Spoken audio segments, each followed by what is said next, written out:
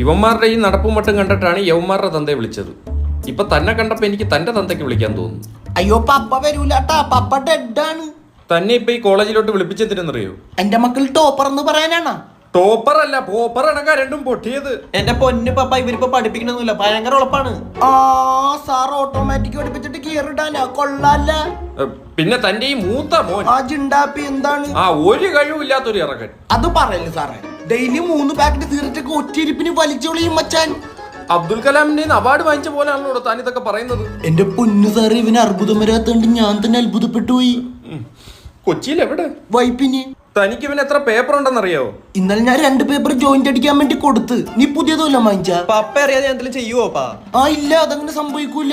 എടോ ആ പേപ്പർ അല്ലടോ സപ്ലൈ. സപ്ലൈയാ? എന്റെ പൊന്നു സാറേ, ഇവന്റെ അടുത്ത് ഞാൻ പറഞ്ഞാണ് ഇവിടെ ഞാൻ സപ്ലൈ ചെയ്തോളാന്ന്.